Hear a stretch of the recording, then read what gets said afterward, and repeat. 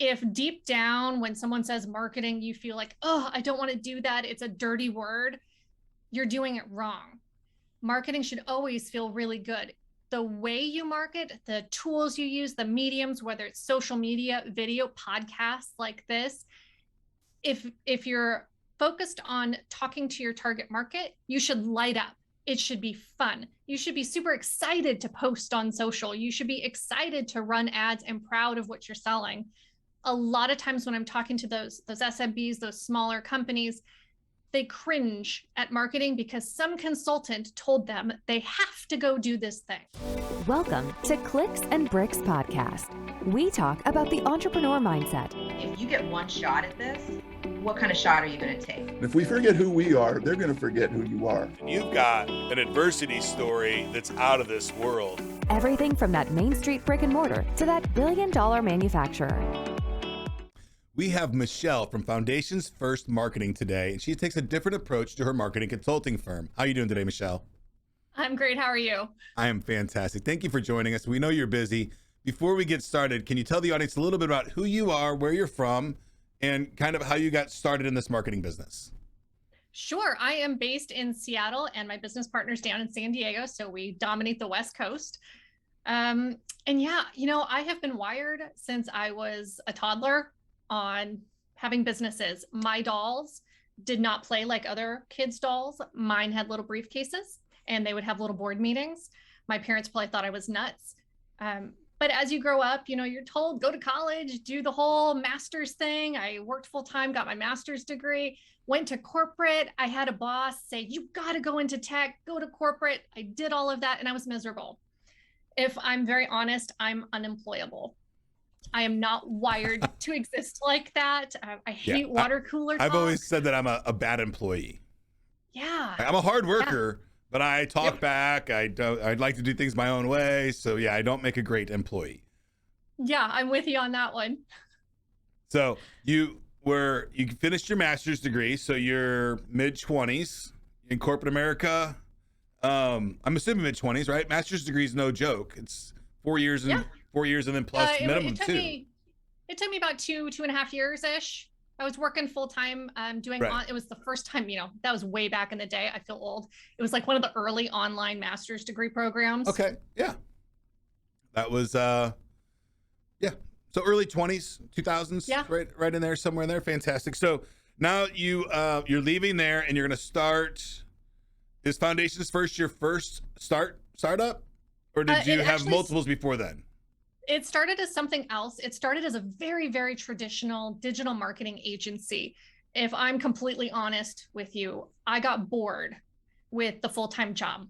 I wasn't learning fast enough. I wanted to explore all these different areas of tech and marketing and digital, but I couldn't get professional development money from my boss to learn this stuff. So I said, screw it. And I went on Craigslist. No joke. And I started picking up free gigs, paid gigs. I got some cool international SEO gig from some Spain startup and it just took off. I started charging $10 an hour. Oh, wow. Okay. And, yeah, very little. And I just took it from there. And eventually, I think it took me maybe about 2 years and I had replaced my salary. Fantastic.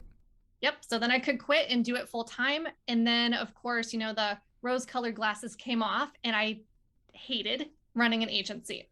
I don't like having those kinds of employees. It was really hard to find talent that was wired the way I'm wired to work. Meaning, I don't like water cooler talk, not wired that way. I don't want to talk about your wedding plans or I can't do it, right? It pains me. But if you want to talk business and you want to brainstorm something, I go into my sweet spot. That's my jam. Fantastic. Yeah, I'm in the same boat. It's really hard for me to go to family events and things like that. And I've got some, family that's business owners and high tech, and they just don't want to talk about technology or business when we're at Christmas dinner. So it's always a challenge for me as well, that water cooler kind of, talk for talk's sake. But moving forward, now you've got, you're married, correct? That is correct. Right. So now you said you replaced your income, but now you have really double your income, right? Well, I quit my full-time job as soon as I hit that mark. Like that was my goal. If I can make the same as my full-time salary, I'm going to Right. stop my full-time corporate job and do the agency full-time. And was that a situation where it was like, if I can do it 1 month, I'm going to quit, or if I can do it 3 Yes. months in a row, I can quit? Oh, I was pretty ballsy. I was like, if Right. I can do 1 month of revenue, and I got one, it was like a website development project, Right. and the contract for that one website was the same as my take home salary. So I said, I'm doing it, and I took the leap, gave notice, and my boss at the time, they actually didn't replace me. They became a client. Oh, wonderful. That happens quite a bit. Yeah. So I got paid more money because I was charging more per hour than I was actually getting paid as an employee for doing the same job in half the time, because there's no water cooler talk, right? I didn't have to go to an office. So I was way more productive. I loved it. Absolutely. And then you can outsource some of that work to other people. I think that's, a lot of people are really afraid to tell their boss, hey, I'm going to go start my own business and this is what I'm going to be doing. As long as it's not competing with what they're doing, a good boss will be happy for you and promote you and really try to make sure that you're going to get off your feet and do great things. And, maybe even hire you as a consultant for them moving forward, which is kind of the holy grail when you're starting a business, is having that security from especially your previous employer. But you don't have things like medical insurance, but being married helps that a bunch, right? If your spouse I was not married at the time. Oh, so you went all on your own? I did. No safety blanket.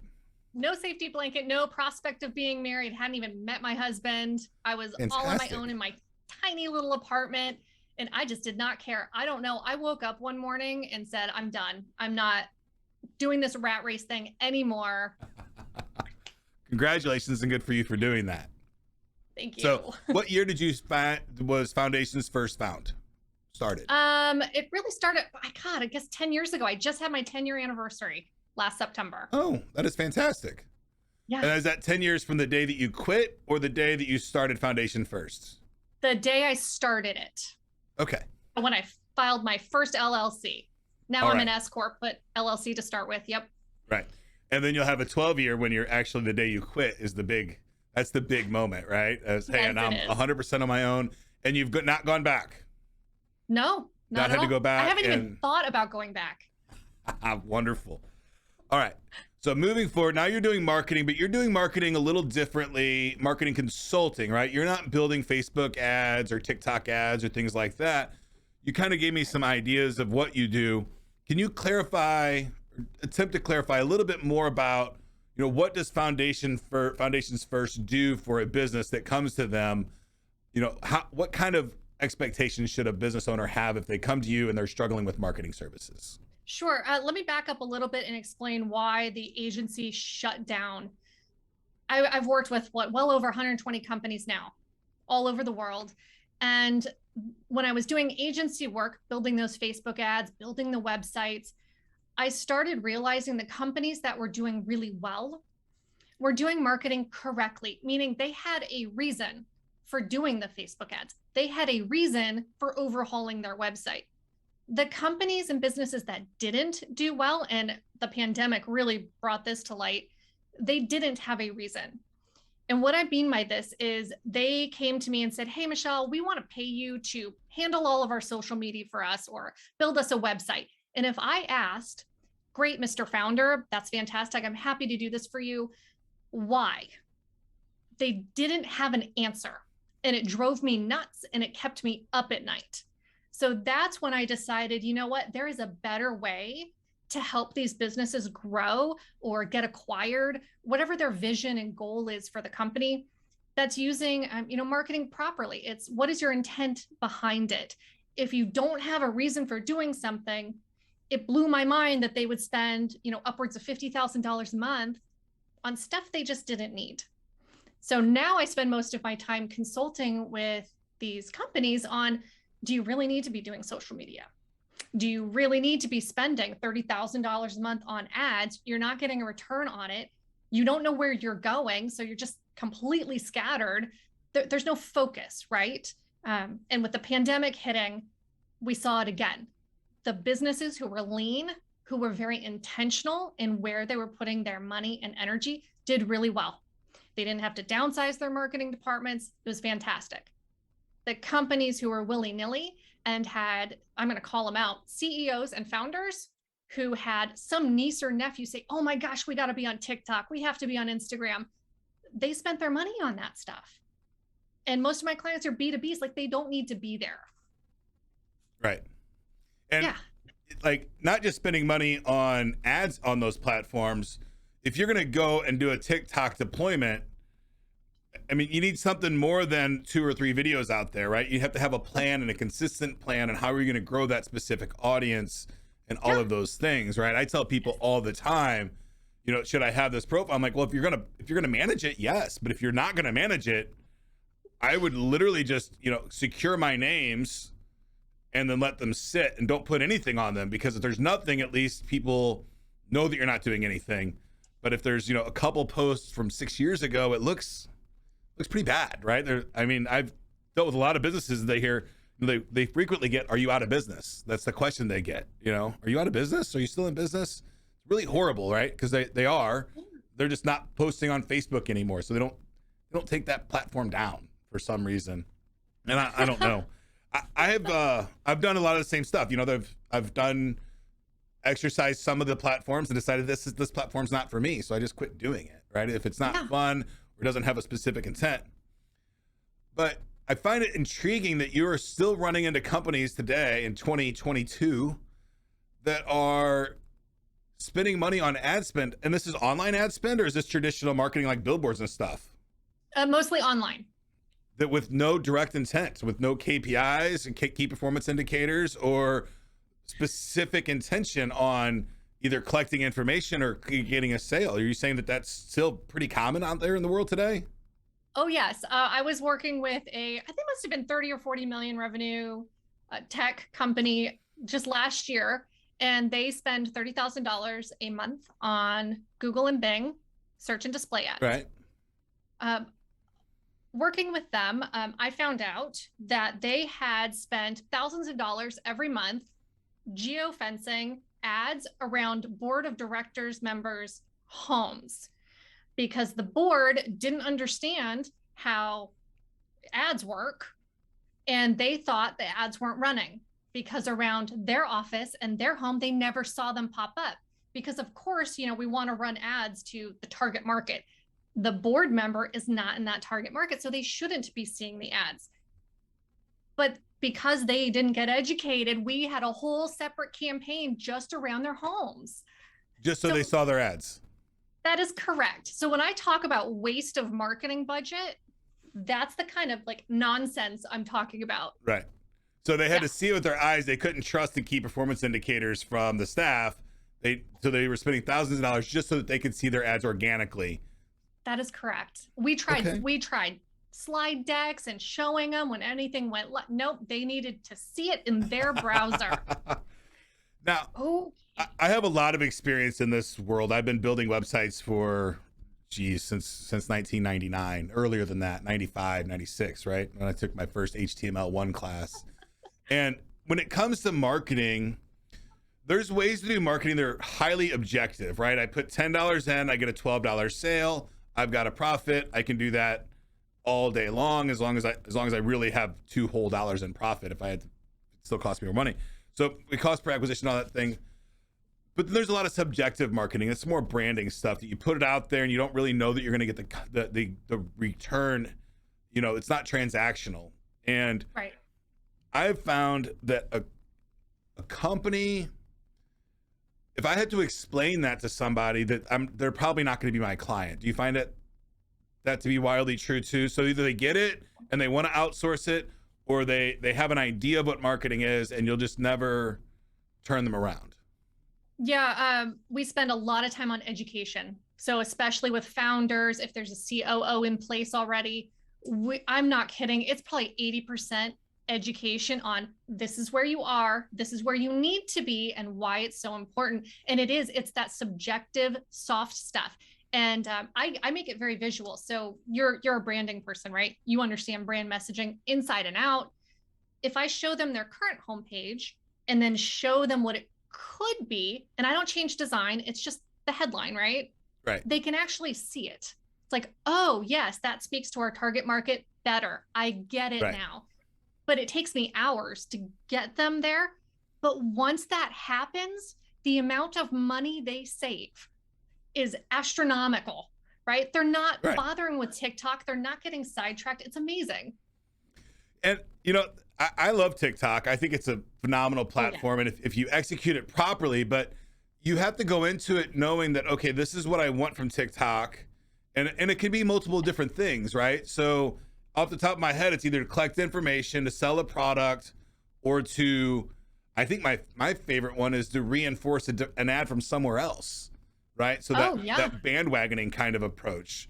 So how important is it that if you're going to create a campaign and you're on multiple platforms, that you keep that campaign consistent, like the messaging and the audience across all those platforms?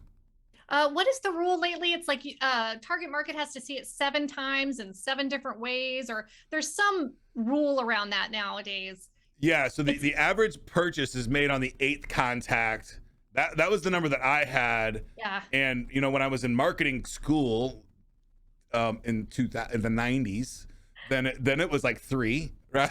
Right. And now it's 8, but I've recently heard that it's 12.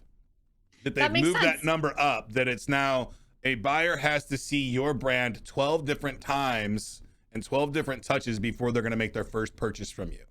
Okay, so talk about that. 12 different ways. If you have a different message, different look, all 12 different times, they're not going to know it's the same company. Right. Yeah, I am really strict on everything has to match. I make clients, you're going to love this, old school, print everything out. I have them put their business card, their letterhead, their invoices, print out the homepage, all the social networks, and put them on a table. And they better well match graphically, message, everything. Right. And your invoice, it sounds like a stupid one, but the invoice is huge, right? It's one piece of communication that you get to give your customer every single month. Right? It can have offers in it. I learned something quite embarrassing last year, and I've lost so much. I don't know how much money I've lost on this. And it was the thank you page, right? I've always, throughout my entire career, said, okay, when I get somebody to a thank you page, I've done my job. They've bought, they've turned over their contact information, they've done everything. So I've never spent any time on the thank you page. And what I learned last year is it's the one page that has the most focus. They just bought something. They're looking at that to figure out what to do next with their new product or service. And that is a great opportunity for upsales, bump sales, all kinds of other opportunities to sell when they're on that. They're wildly captive on that thank you page. I have no idea how much money I've lost over the years by just having lazy thank you pages. So there's all kinds of things. And that thank you page needs to look like the rest of the brand. Yes, right? And absolutely. I can't tell you how many thank you pages that I've made that were just a big thank you for your purchase. You'll get an email in 24 hours explaining what to do next. It's embarrassing, but I don't do it anymore. So it's so funny. Business owners or marketing teams, we forget to secret shop ourselves and go through the process. If you just take the 10 minutes, I always tell clients every quarter, go through and buy your own stuff, subscribe to your own newsletters, request a demo from yourself. What did the email look like? Is it outdated? Does it have the latest offer? That thank you page, it better have additional ways to follow the content. You just miss out. And every time you do it, you find something else. Yes. And I use a service, and I'm not affiliated with them at all, but I think it's a great service. It's called userbrain. I think it's userbrain.com, either .com or .io. You pay like $35 and you say, go to this website and then go through this navigation and tell me what you think. So you just get this third-party person for like $35 to do kind of a case study on your website, and they just tell you honestly about what they thought. So it's helped me a ton. So anytime we do a new web page, we'll do like 10 different people go through the page and give us their feedback, because when you're looking at it and you look at it every single day, you kind of lose focus on what the end user is looking for. So I think that's pretty important stuff. All right. That's great. Thank you for that recommendation. I wrote that down. I will be looking at that. It is really helpful, just because, there's some basic fundamentals that you want on the page. You want to be able to see the buy now button and the stuff that you want them to do. You want to direct them, right? You don't want to just let people go to your website and just lollygag around and do whatever they want, right? You'd be amazed. I've had conversations with founders when I say, okay, what do you want them to do on your website? And it's Right. crickets. They don't know. Buy something. And it always blows my mind. It's like, well, do you want them to call? No, we're not ready to take calls. Do you want them to sign up for something? No, we don't have a newsletter or anything. It's like, well, why are you doing this? Why are you paying someone to rebuild you a website and you have no idea what it's for? Right. Well, they think it's just branding and recognition, right? Is what they feel like. But if nobody's going there, then it doesn't really matter. I tell people every single day, your website should be your number one salesperson. Yes. Right. It should absolutely, because it works 24 hours a day, 7 days a week. You pay it once a month. You might pay a developer to keep it going, but if you did it right, then it's just this little machine that brings home money for you every day, hopefully. So your audience is virtual online companies as well as, it's brick and mortar as well, right?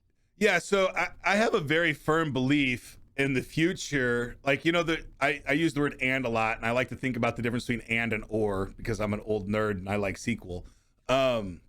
So we named the podcast Clicks and Bricks because I believe that we have to have a good marriage of brick and mortar business and the online coupled together. I don't see that ever going away. Even in Web 3.0, I still see the need for brick and mortar businesses. And that's really what, I'm most passionate about, is that Main Street, that $500,000 to $3 million business. That's the guys that I really, really like playing with most.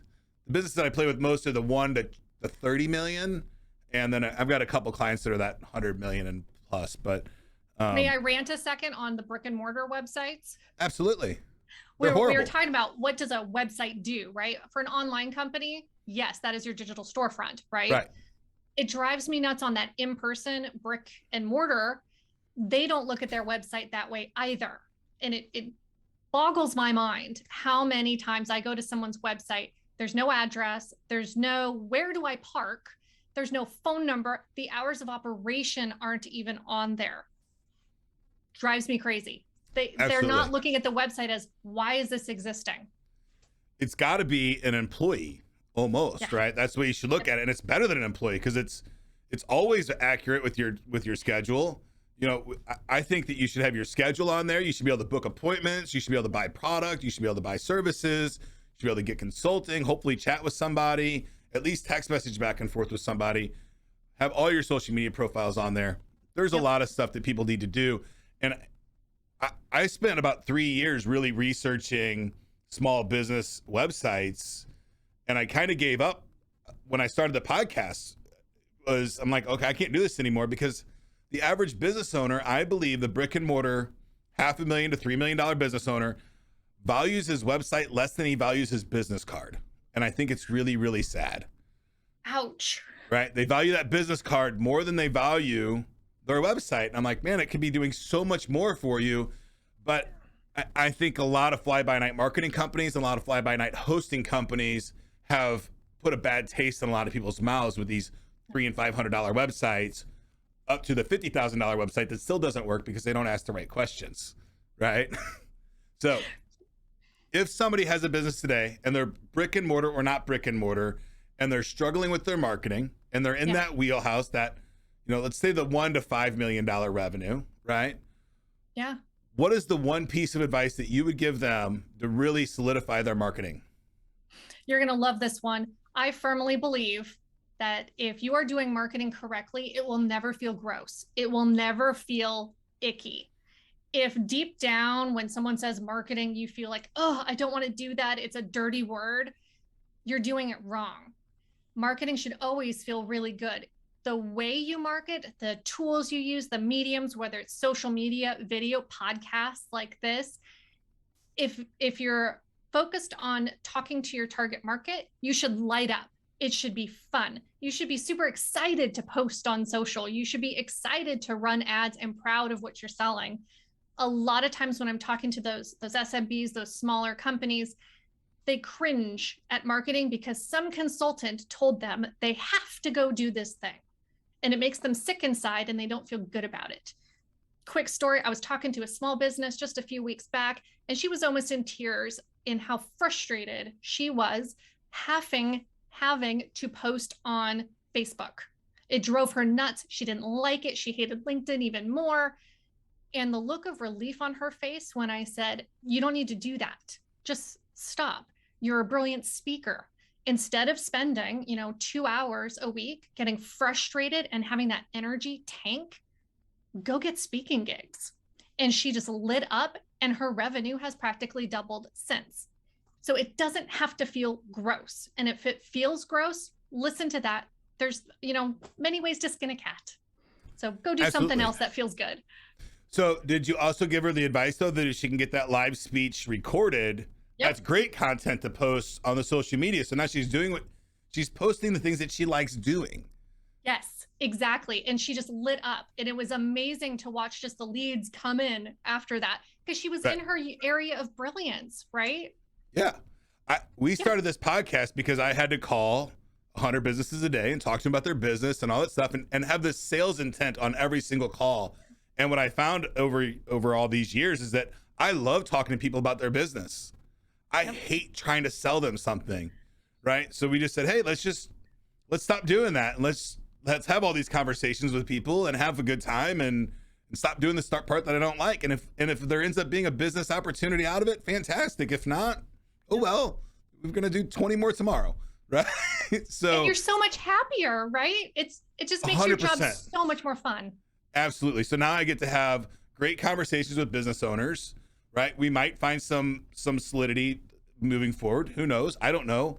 But that's not my intention anymore. My intention is to have a great conversation with founders, and then to help other business owners through the stories of other founders and other entrepreneurs, right? And I think that is a phenomenal way to do it, because I like stories a lot. And you used the magic word there, intent. Your intent is to make those connections, right? Your intent is not to sell things. Correct. If your intent is to make the sale, I've never met a person in my life that enjoyed that line of work in that way, that hardcore, what is it called? The old magazine guys. They're not Minutemen. The ad men, Mad Men. The old ad men, right? Yeah. I mean, they were miserable. They were, dead by the time they were 40, and I'm already past that, so I don't want to be there. Fantastic. I love that advice. Thank you so much. If you don't like doing it, don't do it. Do the things that you love. Now, it's hard because every successful person in the world will say, do what you love and the money will come. And there's a lot of things that I love doing that will never pay me. But it's hard to really find that way to do what you love and the money will come. But it does happen. It does. You got to navigate through it and figure out, you got to be creative with it. It's not going to be, if you love playing football, but you're not good at it, you could go out there every day and not get paid for doing football, but you might get paid to talk about football or something else, right? So just keep chugging along and doing things that you really like doing, and talk about those to everybody you know. And sometimes that will work out for you long term. Yeah. And if it doesn't, at least you're happy. Right. Exactly. You're doing what you enjoy to do. So I don't know what else I think that's the meaning of life, is just being happy and doing the things that you like doing. So it doesn't really matter at the end of the day. Now, we live in a crazy world, right? You've been around for the internet 1.0, internet 2.0, kind of the same thing, just more chatter, right? More people on it. Now we're going into this web 3.0 world, which is crazy. I'm loving it. I'm having so much fun learning about, all these things. I've been in blockchain for 10 years or more, but the new NFT stuff and the art world is just blowing up. I love it. How do you see technology changing your industry in the future? And you can go out 5, 10, 20 years if you want to, right? Just get a little creative if you want. I have been toying with the concept of the death of digital marketing. And what I mean by this is, I would love to go back in time and hear how people talked about TV ads when they first came out, radio, magazines, print, billboards. I'm sure there was some specialist that was a billboard specialist. The term digital marketing really annoys me. It irks me. It's just marketing, and you're using digital tools to do it. But in my brain, it is no different than speaking engagements or more traditional marketing methods. I'm hoping, honestly, with 3.0 and beyond, when we're going into virtual worlds with the metaverse and we're talking digital goods, that it's not digital marketing anymore. That's not going to be a specialty. Maybe it's meta marketing. I don't know what they're going to call it, but I don't want digital to be this special thing anymore. You know, it drives me crazy. Like, oh, do you know what I mean? It's yes, absolutely. It's marketing. It's just marketing. Right. Yes. It's getting somebody's attention, building their trust, making a transaction, and then extracting more cash. Like it's what it's been forever, right? Now, the problem today is that it's way harder to get somebody's attention for more than 3 seconds. But I don't know that that's ever been the case, right? With billboards, you were there, and you know, when I was a kid, when the commercial came on, that was bathroom break. The only commercials we actually watched were the Super Bowl commercials or something really, really, you know, exciting. It wasn't like they had a full 30 seconds of our attention between. No, they had the last 2 seconds when you were running back from the bathroom to catch the next segment, like 2 seconds of commercial. You know, I don't know that our society's changed that much as far as our attention span, but we do have a lot more data flying at us. So you have to stick out a little more. I think the beautiful thing about that is that anybody can do it now, right? You can literally put an ad on the TV through YouTube, Hulu, you know, all of those at a really affordable rate, highly, highly targeted. So I think it's a very exciting world for marketing in this generation and how specific it's going to be. I'm really intrigued about how brand placement's going to be moving forward. And having a show like this, we don't have any. We have one, you know, a couple of small sponsors that don't, you know, help. They pay the bills a little bit, but not too much. But as we get into brand placement, you know, with green screen and new technology and knowing what the end user wants, you know, there could be a bottle of Coke in my hand, but it would just be a green screen bottle. And if you liked Pepsi, then you would see the Pepsi bottle. If you like Coke, you'd see the Coke. And if you're from Detroit, then you would see Faygo. But, you know, I think that brand placement stuff is going to be really crazy moving forward. Video editing stuff that we do. Did you see the Chipotle campaign? No, I haven't. It was inside Fortnite. So you have to go into Fortnite, go to a virtual Chipotle, and then you got a coupon for a real life burrito. Really? Yes. Well, I'm going to have to do that. Is it still in?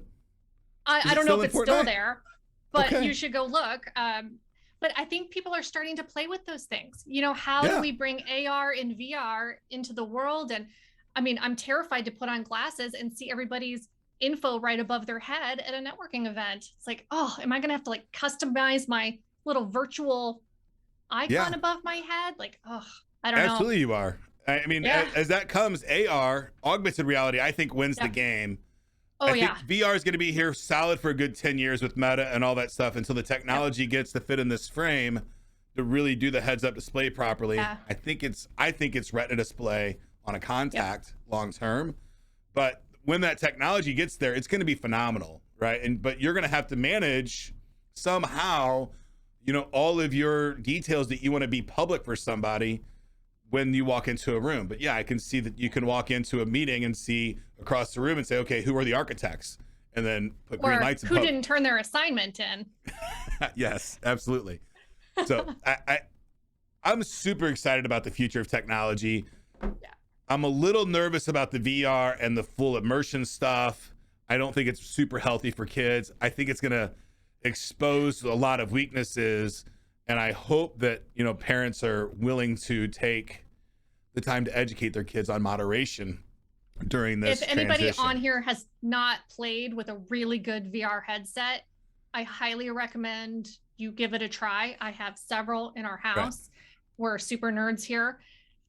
It is such an immersive experience. I can't even. Like, it was so much better than I had ever imagined VR would be. Absolutely. It's like Total Recall, right? Yeah. I'm totally dating myself on that reference, but yes, you know, but that's what it's going to be, right? It's going to be the Terminator with this heads-up display above them at all times, and we're going to be there. I think it's 10 to 20 years out before it's that far ahead. But inside the VR world, you can immerse yourself and be in there if you're comfortable with that, and you can get your equilibrium right. Then I promise you, there's people that aren't going to leave. They're just not going to unless they have to. Right. That is a little scary. If I didn't get so sweaty, I wouldn't take it off.